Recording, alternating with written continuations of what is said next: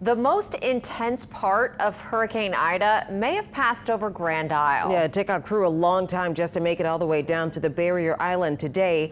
Bo Zimmer with our Tegna team of helpers has that story. Well, it was a treacherous ride into Grand Isle this afternoon over washed out roadways and down power lines. But when we arrived, it was much the devastation that we were expecting. Many of the people who live out here say between 80 and 90% of the properties are damaged or completely gone. And the entire island is covered in a thick layer of sand. Road looks like it's actually washed out a little bit under the water there.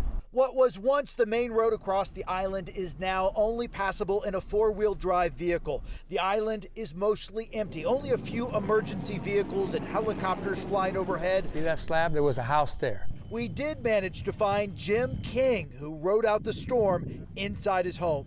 You couldn't hear or see anything. That was the worst part. You can't see nothing. You can look out the windows, you can look out the door, but all you can see is just wind and rain and a howl. The next day, King says he had to be hoisted to safety because his stairs were washed away. He now has to climb a ladder to access his home, but says riding out the storm was a mistake. And just to see what happened was unbelievable. If I knew it was going to be that bad, I probably wouldn't have done it.